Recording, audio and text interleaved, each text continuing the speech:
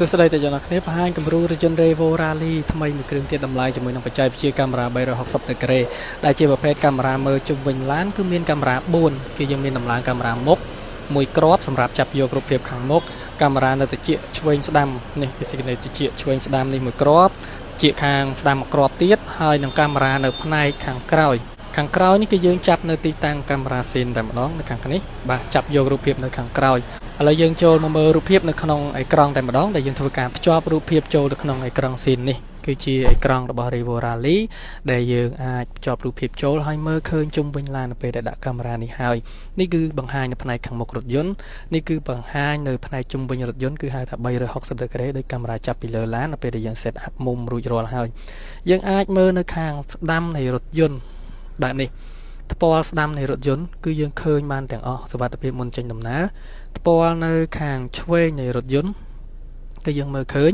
នៅពេលដែលយើងរយ៉ាយក្រោយគឺយើងឃើញនៅខាងក្រោយបាទច្បាស់មែនតើអញ្ចឹងសុវត្ថិភាពនៅជុំវិញឡានគ្រប់ជ្រុងតែម្ដងដែលយើងអាចមើលបានបើកបរគឺឃើញនៅក្នុង screen តែម្ដងពេលយើងចូលចតគឺយើងឃើញនៅក្នុង screen 360នេះអញ្ចឹងសុវត្ថិភាពដែលយើងពិបាកក្នុងការមើលនៅខាងក្រៅពិបាកស្មានរថយន្ត pick up គឺវែងអញ្ចឹងប្រភេទរថយន្តធំយើងដាក់នេះងាយស្រួលមើលនៅពេលដែលខ្ញុំចង់ view មើលពេញអេក្រង់តែម្ដងក៏បានខ្ញុំអាចចុចមើលបាទគឺបង្ហាញ full អេក្រង់នេះគឺការបង្ហាញ180ដឺក្រេនៅខាងមុខបាទខាងមុខនេះបាទគឺយើងឃើញនៅក្នុងអេក្រង់យើងឃើញនៅគៀកកាងយើងមិនអាចប៉ះអីទេពេលយើងចូលទៅមុខគឺយើងឃើញក្នុង screen តែម្ដងហើយនៅខាងស្ដាំនៃរថយន្តគឺយើងអាចមើលបានដូចគ្នាបាទនេះគឺនៅខាងស្ដាំក្បាលរថយន្ត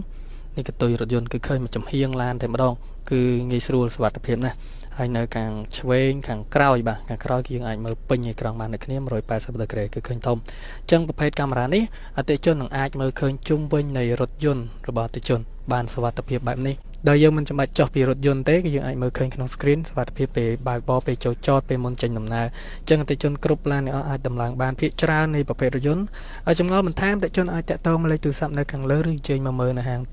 នៅលេងឡានផ្ទាល់តែម្ដងគឺយើងមានរថយន្តគំរូសម្រាប់អតិថិជនអាចមើលបានអរគុណច្រើនសម្រាប់ការទស្សនាគំរូនេះបាទគឺពិតជាមានអត្ថប្រយោជន៍ហើយយើងពេញនិយមដំឡើងមែនតើអរគុណបាទ